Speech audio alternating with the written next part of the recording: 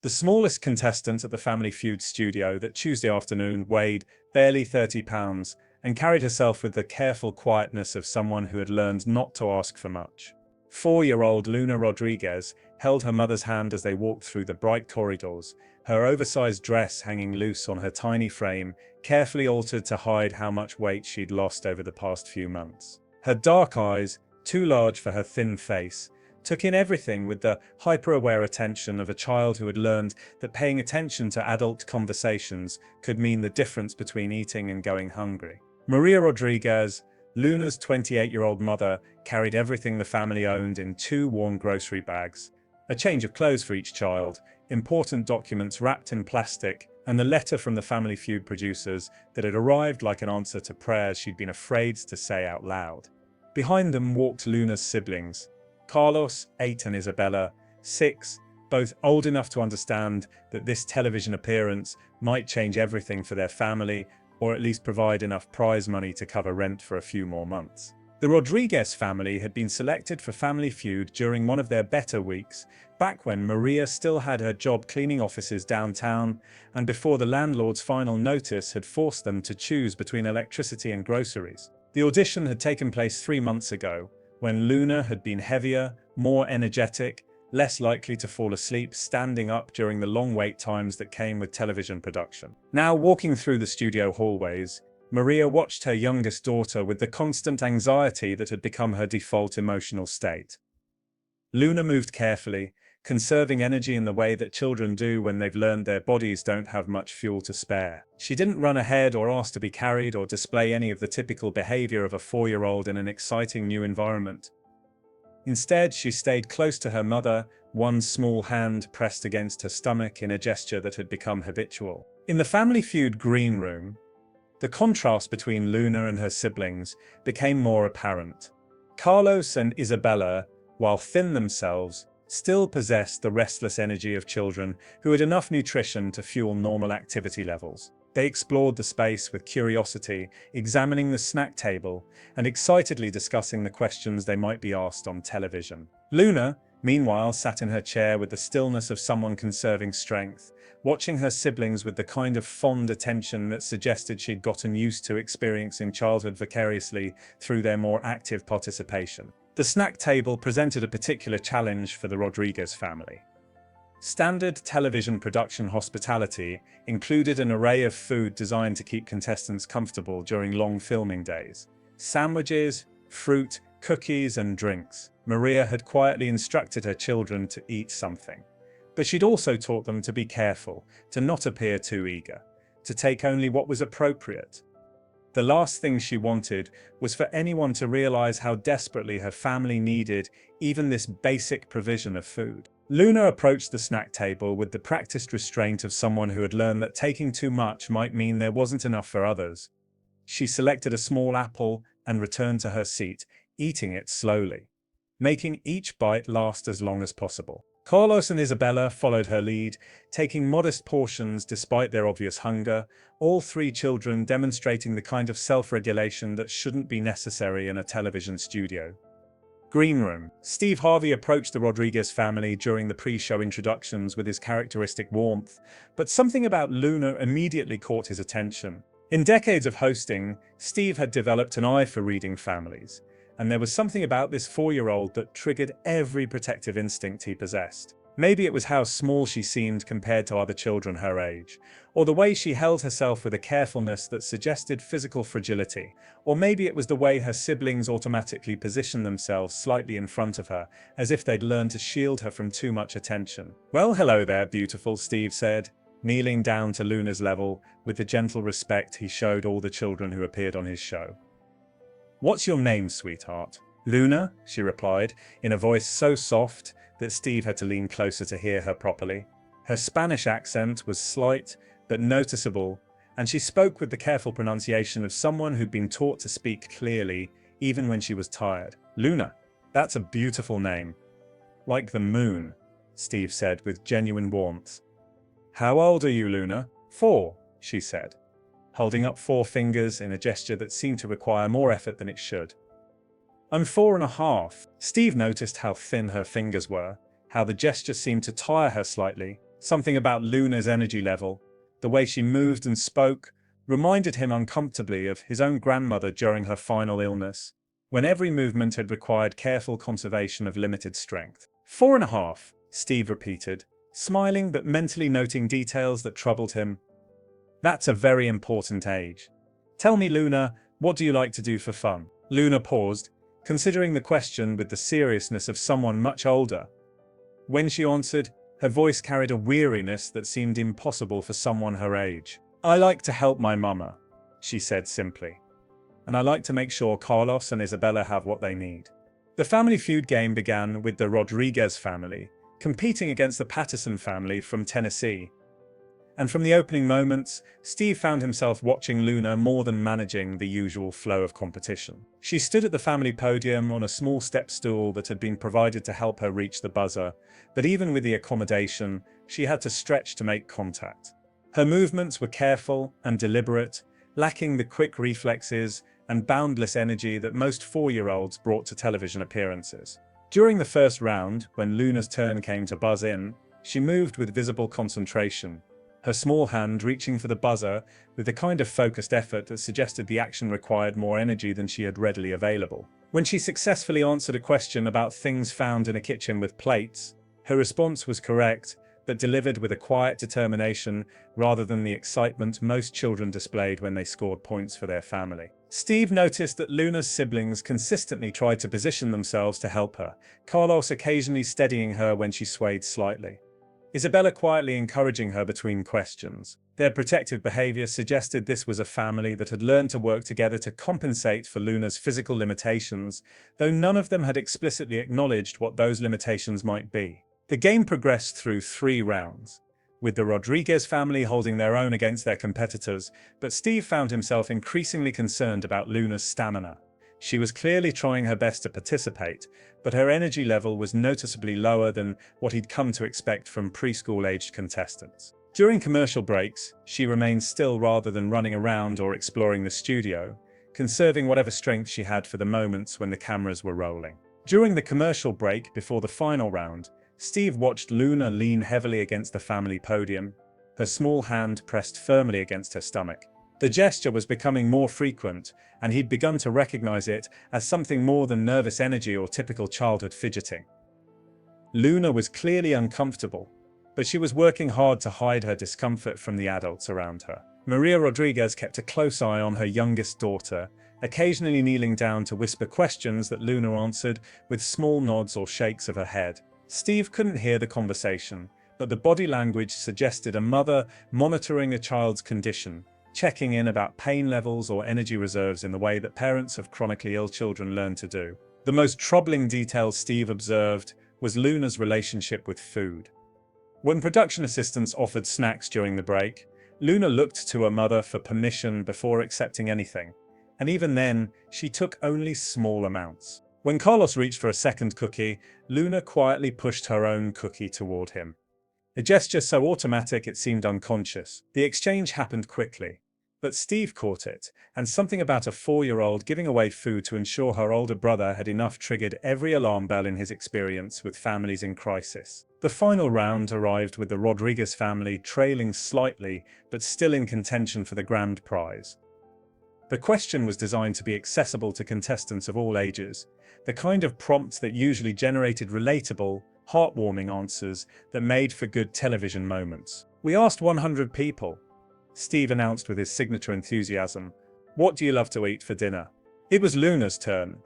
At the podium, she stepped forward with the careful movements that had characterized her participation throughout the game, but Steve noticed she was moving even more slowly now, her energy clearly depleted by the extended filming session. Her small hands gripped the podium edge for support, and she looked up at Steve with eyes that seemed enormous in her thin face. Steve repeated the question, his voice unconsciously gentling as he sensed Luna's fatigue. "Luna, what do you love to eat for dinner?" For the first time during the entire taping, Luna hesitated in a way that seemed different from the usual contestant consideration of survey answers. Her pause was longer, more complex, suggesting internal conflict rather than simple strategic thinking. She looked back at her family, then at Steve, then down at her hands gripping the podium. When Luna finally spoke, her voice was even quieter than usual, barely audible over the studio's ambient noise. Steve had to lean closer to catch her words, and when he did, he felt something cold settle in his stomach. "I don't eat dinner," Luna said with the matter-of-fact tone of someone stating an obvious truth. "Mama says I'm little, so Carlos and Isabella need the food more. They're bigger, so they need to grow." The studio fell silent, not the expectant quiet of an audience waiting for entertainment, but the heavy silence of people processing something they weren't prepared to hear. Steve's professional smile vanished completely, as the implications of Luna's answer hit him with full force. "What do you mean you don't eat dinner, sweetheart?" Steve asked, kneeling down so he was at Luna's eye level, his voice stripped of all performance. Luna's response was delivered with the same calm acceptance that had characterized her earlier answers, but the content was devastating in its innocence. "There's only enough food for 2 dinners. Luna explained patiently, as if she was teaching Steve something he should already know. "So Carlos and Isabella eat because they're growing bigger. Mama says I'm small, so I don't need as much. I can wait until breakfast." Steve Harvey had hosted thousands of hours of television, had navigated every conceivable challenge that could arise during game show production, but nothing in his experience had prepared him for this moment. Standing on his stage looking at a 4-year-old who had just calmly explained that she regularly sacrificed her meals so her siblings could eat, Steve felt his professional composure collapse entirely. Behind the scenes, Steve made a decision that defied every producer's expectation and every rule of television production. "Stop everything!" Steve called out, his voice carrying an authority that immediately commanded attention throughout the studio. "Stop the cameras, stop the music, stop everything right now." The Family Feud theme music cut out abruptly. The cameras continued recording, but every crew member understood they were no longer producing entertainment. Steve walked away from his podium toward Luna, his movement urgent and protective like someone responding to an emergency. "Luna," Steve said, his voice thick with emotion. He wasn't trying to hide. "How long has it been since you had dinner?" Luna considered the question seriously, as if she was trying to remember something that happened very long ago. "I don't know," she said quietly.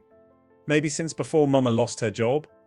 Isabella shares her food with me sometimes, but not very much, because then she gets hungry too." Steve knelt on the studio floor in his expensive suit, his attention completely focused on this 4-year-old who was teaching him something profound and heartbreaking about sacrifice and family loyalty. The studio audience watched in complete silence as Steve gently questioned Luna about her living situation, each answer revealing another layer of a reality that no child should have to navigate. "Luna, what did you have for breakfast this morning?" Steve asked softly. "Nothing," Luna replied, without any self-pity. "There was only enough cereal for Carlos and Isabella to have school lunch. But Mama said maybe tonight after the show, if we win money, we can get groceries and everyone can eat." Steve's eyes filled with tears as he realized that Luna's family had been literally depending on this game show appearance for their next meal. That this 4-year-old had been performing on television while running on empty, giving everything she had to help her family succeed. "Sweetheart," Steve said, his voice breaking slightly, 4-year-olds shouldn't have to give up their food. 4-year-olds should eat first, not last. You shouldn't have to take care of everyone else when you need taking care of yourself." Luna looked at Steve with confusion, as if what he was saying didn't match her understanding of how families worked. "That I'm the smallest," she explained patiently. "Small people don't need as much food as big people. That's what Mama told me." Steve Harvey stood up slowly, his expression transformed by an anger and determination that everyone in the studio could feel. But his anger wasn't directed at Luna or even at her mother, who was crying silently at the family podium. His anger was directed at a system that forced families to make choices between feeding different children, at circumstances that taught 4-year-olds to sacrifice their own nutritional needs for older siblings. Steve began removing his suit jacket, the gesture that had become his signature in moments when entertainment gave way to humanity and advocacy. This time, the symbolism felt particularly powerful as he wrapped the expensive garment around Luna's tiny shoulders, where it hung like a protective cloak. "Luna?" Steve said, loud enough for everyone in the studio to hear. "This jacket is going to remind you of something important. You are not too small to matter. You are not too little to deserve food. You are perfect exactly the way you are, and you should never ever have to go hungry so that other people can eat. Steve turned to address the entire studio, his voice carrying a conviction that made everyone present understand they were witnessing something historic. Ladies and gentlemen, this game is over. Not because anyone lost, but because we just learned that a 4-year-old has been starving herself to feed her family. And that ends right now. Steve pulled out his phone and made a call right there on stage, in front of everyone. Marcus, it's Steve Harvey. I need you to get me in touch with the best family services coordinator you know. And I need someone to go shopping right now and fill a cart with groceries for a family that hasn't eaten in days. This is not a request. While Steve was on the phone, something unprecedented happened in the studio. The audience spontaneously stood and applauded, but it wasn't entertainment applause. It was recognition applause. The kind that acknowledges someone doing something brave and necessary and right. But Steve had one more thing to do. He knelt back down to Luna, who was drowning in his oversized jacket, but seemed comforted by its weight. "Luna, I want to make you a promise," he said. "You are never going to be hungry again. Not tonight, not tomorrow, not ever, because that's not how families are supposed to work, and that's not how children are supposed to live." Steve stood and made an announcement that would change everything. This family is going home today with enough groceries to last a month. But more than that, they're going home knowing that there are people who will make sure Luna never has to choose between her dinner and her brother's dinner again. 3 weeks later, Steve Harvey received a video message that made him stop everything he was doing. It was Luna, noticeably heavier already, sitting at a table with a full plate of food in front of her. But the most remarkable thing about the video wasn't that she had food, it was that she was eating it without looking around to make sure everyone else had enough first. "Hi, Steve," Luna said into the camera. And her voice was stronger, more confident than it had been in the studio. "Look, I'm eating dinner. And Carlos and Isabella are eating too. And Mama said everyone gets enough. And I don't have to share unless I want to." The video had been sent by Maria Rodriguez, who had found steady work with the help of the job placement services that Steve's foundation had connected her with. The family had been placed in transitional housing. The children were enrolled in school nutrition programs, and Luna was under the care of a pediatrician who was monitoring her recovery from chronic malnutrition. But the most important change was in Luna's understanding of her place in the family. She was learning that being small didn't mean being less valuable. That children deserve protection rather than the responsibility to protect others. And that love wasn't something that needed to be earned through sacrifice. The episode, when it aired, became a watershed moment in discussions about childhood hunger in America. It sparked congressional hearings about family nutrition programs, led to increased funding for school meal programs, and forced the country to confront the reality that many families were making impossible choices about which children to feed. Steve began incorporating Luna's story into his advocacy work, often saying, "A 4-year-old taught me that hunger doesn't just take away food, it takes away childhood, and that's something we can't let happen." The jacket that Steve gave Luna became a symbol of protection for children in crisis. Steve's foundation partnered with family service organizations to provide Luna jackets to children in transitional situations, each one carrying a simple message: "You matter. You deserve care. You are not responsible for taking care of everyone else." On Luna's 5th birthday, Steve kept a promise he'd made in that studio. He called her to sing Happy Birthday, and when he finished, Luna had something important to tell him. "Steve," she said, her voice now that of a healthy, confident 5-year-old. "I had cake for my birthday. Real cake, and I got to eat the whole piece myself. And I didn't have to give any to Carlos or Isabella unless I wanted to share. Because I wanted to, not because I had to." Steve Harvey had made people laugh for decades, had hosted countless shows, and changed countless lives. But he would always say that 4-year-old Luna Rodriguez taught him the most important lesson of his career, that sometimes love looks like sacrifice, but childhood should never require it. Because that's what happens when a 4-year-old reminds an entire television studio that being small doesn't mean mattering less, and that every child deserves a seat at the table. Literally and figuratively. Share and subscribe. Make sure this story is never forgotten. Because sometimes the most important hunger to feed is the hunger for dignity. And sometimes it takes a game show host to remember that protecting childhood is more important than any show that must go on.